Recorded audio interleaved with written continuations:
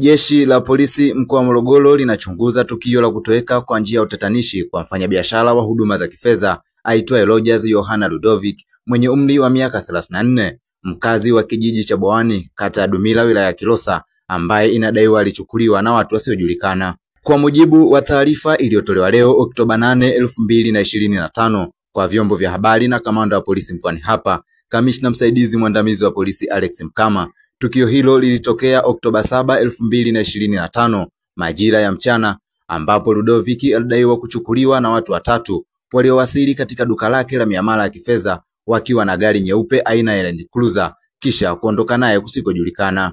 Mkama amewataka wananchi kuwa watulivu wakati uchunguzi ukiendelea na kusisitiza kuwa mtu yeyote mwenye taarifa zinazoweza kusaidia kuharakisha uchunguzi huo aziwasilishe ili zifanyiwe kazi. Mwananchi Digital tumezungumza kwa njia ya simu na Abubakar Yohana Ludovick, mdogo wake na Rogers, ambaye amesema baada ya tukio hilo kutokea wamejaribu kumtafuta kwa njia ya simu lakini hawakufanikiwa kumpata kwa wakati huo na hadi sasa hawafahamu alipo ndugu yao. Kweli ndugu yangu jana alichukuliwa na watu ambao wanadhaniwa kuwa ni watekaji kwa mazingira ambayo walimchukua. Okay. Ilitumika gari aina ya Land Cruiser nyeupe yenye namba za usajili T324. Ndio. ELK. Walifika pale ofisini. Ile gari kwanza ilikuwa kama ina siku 3 iko maeneo haya ya hapa Dumila hapa, ilikuwa inaonekana sana. Okay. Lakini watu hawakufuatilia kulingana na hawakuwa na sababu ya kufuatilia. Kwa hiyo ile gari jana mida ya saa 7 ilipita maeneo ya ofisi ya bwana mkubwa, ikapita ikaenda sehemu ikapaki. Ila kulikuwa kuna jamaa mwingine kijana ambaye anakadiria kati ya umri wa miaka 25 mpaka 30 hapa. Yeye alikuwepo mazingira hayo kwa muda kidogo. Alikuwa anatembea tu kwa miguu. Kwa hiyo sasa yule bwana yule alikuwa anatembea kwa miguu. Akaenda kusimama karibu na ofisi ya bwana mkubwa kwa sababu bwana mkubwa ni wakala wa mitandao ya simu. Okay. Akasimama hapo karibu na ile ofisi hapo. Kidogo wakati amesimama karibu na ile ofisi, ile gari ambayo ilipita inaelekea sehemu fulani ikawa imerudi. Ndio. Iliporudi ikafika moja kwa moja hapo kwenye ofisi, ikabana vizuri sana, ni ikabana kama kuficha jambo watu wengine wasiwezi kuona nini kinaendelea. Kwa hivyo sasa walishuka watu wawili. Mmoja alikuwa amevaa nguo nyeusi, ana mwili mkubwa hivi. Ndio. Mwingine alikuwa na mwili wa kawaida, alikuwa amevaa shati la mikono mifupi la maua hivi. Okay. Basi walipofika pale, yule mtu mwenye mwili mkubwa bonge yule akaenda moja kwa moja kwenye ofisi pale, ambapo akaanza kuzungumza na bwana mkubwa, kitu ambacho sisi hatufahamu kwamba alizungumza jambo gani. Basi baada ya hivyo bwana mkubwa akatoka ndani. Pale nje ya ofisi yake huwa kuna benchi ambalo waga anaweka kwa ajili ya kukalia kwa ajili ya kukalia wateja wake wanaoenda kupata huduma pale. Akawa amechukua lile benchi akaliingiza ndani ya ofisi. Baada ya kuliingiza ndani ya ofisi, yule bwana ambaye alikuwa anatembea maeneo yale kabla, akawa amevuta mlango wa ile gari kana kwamba anamfungulia bwana mkubwa mlango ili aingie. Alivyoingia na yeye akaingia na wale wengine wote wawili nao wakaingia. Ile gari ikawa imeondoka. Mimi sikuwepo maeneo ya tukio, ila sikuwa mbali sana. Nikapigiwa simu kama bwana, kuna gari hapa imemchukua kaka yako. Fanya kufika hapo ofisini uulize. Mimi nilichokifanya baada ya kupata taarifa hiyo, nikaenda ofisini kunampigia simu. Nikipiga simu azipokee. Nilipofika pale, kabla sijafika ofisini, nikauliza watu ambao walikuwa maeneo yale, wakanieleza kama hivi ambavyo nimekueleza. Basi nikafika hapo kwenye ofisi kuangalia makufuli yamefungwa. Kwa haraka pale nikaona hapana, natakiwa niende kituo cha polisi nikaripoti. Nikaenda kituo cha polisi. Wakati naelekea kituo cha polisi, niko na bwana mkubwa kwa sababu naye nilikuwa nishampigia simu nikampa taarifa, tukaungana tuko wawili. Wakati tunaenda, mimi nikapata wazo nikasema, lakini bwana mkubwa hapana, tusianze kwanza polisi, tuende kwanza nyumbani kwake. Tukamuulize mke wake kama kuna chochote anajua. Basi tukaenda mpaka nyumbani kwake. Hatukumkuta mke wake. Tukarudi. Wakati tunarudi tukakutana na mke wake alikuwa mashine ya kusaga. Tukamuuliza shemeji vipi, akasema salama. Muongea leo na mume wako? Akasema sijaongea naye. Sijaongea naye. Tukasema sawa.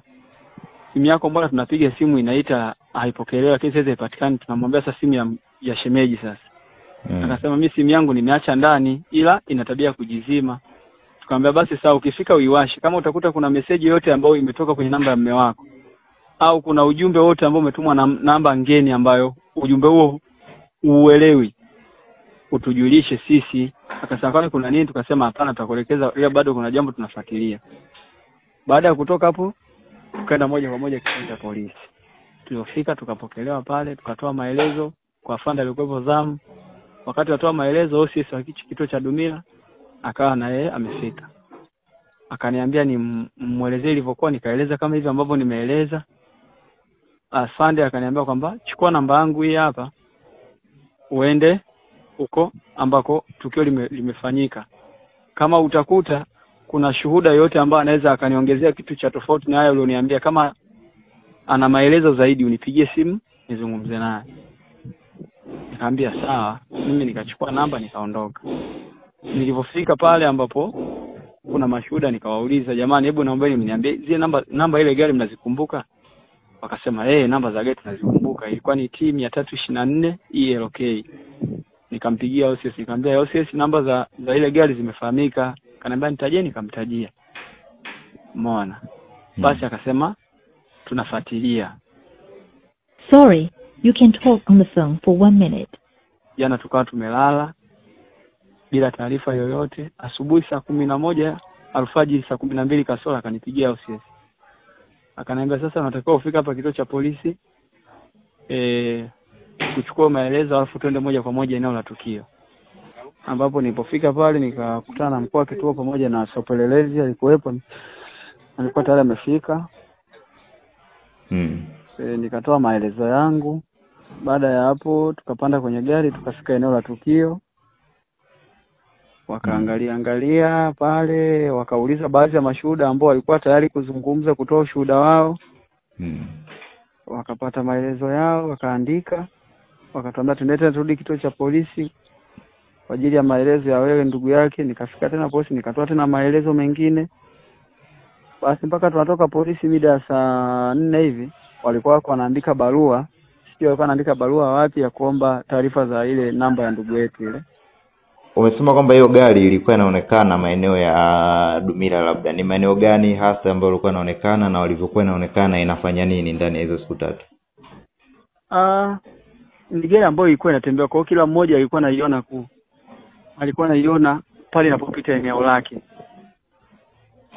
Binafsi mimi niliona ilipita maeneo ambayo mimi nilikuwa nimekaa, na hizo plate number niliziona, lakini sikuwa na haja ya kufuatilia kwamba ni vipi gari inaenda wapi. Lakini maeneo haya ambayo sisi tuliona ile gari kwa majuzi ile, ilikuwa nyakati kama hizi tu nadhani ilitupita hapa.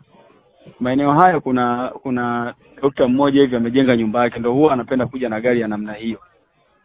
Kwa sasa ilipopita hiyo gari mpya tukasema au ni yule dokta amekuja. Ila jamaa mbona hii gari ni mpya kabisa, gari yake sio mpya. Akasema labda ameomba gari nyingine, lakini haikukatisha ile njia ambayo inaenda kwa huyo dokta, kwa sababu hiyo nyumba ya dokta ipo karibu na sisi hapa. Ikaenda sehemu nyingine ndani kama dakika 3 tu imepita hapa, ikapita tena inarudi. Kwa kila mmoja ameiona ikiwa inapita katika mazingira yake. Kwa hakuna ambaye anafuatilia kwamba ilikuwa anafanya kazi gani hivyo. Ni Land Cruiser za aina gani? Ni hizi V8 au ni zile nani za kawaida? Ni Land Cruiser ile nyeupe ya kawaida ile ya mkonga ile.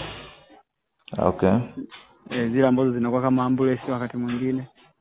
Labda kama familia sasa, baada ya ndugu yenu leo ni siku ya pili hayaonekani, hamumpati kwenye simu, labda mnafanya kitu gani? Kuna jitihada gani zinaendelea za kumtafuta? Jitihada ambazo zinaendelea, tumeshazungumza na ndugu zetu ambao pia wako kwenye baadhi ya nafasi za serikalini, ambao na wao wanapambana kujua ukweli kwa ukubwa zaidi. Tofauti na sisi ambao tayari tuko chini, wao wanapambana zaidi kujua ukweli katika ngazi za mkoa, wilaya na kuendelea. Pia tumezungumza na mwenyekiti wa kitongoji cha Bwawani, Ali Omari Abdara, ambaye amethibitisha mwananchi wake kutoweka katika mazingira ya utatanishi, huku akisema kuwa anamfahamu Rogers kama mfanyabiashara wa huduma za kifedha na wala hajihusishi na masuala ya kisiasa. Tangia nianze kumfahamu sijawahi kupata changamoto yoyote ya mgogoro, lakini pia hajawahi kujihusisha, yani ninapomfahamu mimi, sijui naona mambo ya binadamu, kila mtu ana siri yake ya kimaisha, lakini hajawahi kujihusisha kwenye masuala yoyote ya kisiasa, hajawahi kujihusisha kwenye jambo lolote. Muda mwingi mimi namkuta dukani kwake, yuko busy na biashara yake. Kwa hiyo masuala mengine yote sisi wote bado yanatushangaza, lakini kujihusisha kwenye jambo lolote mimi sina taarifa naye. Kutoka mkoani Morogoro, mimi ni Jackson Johnny.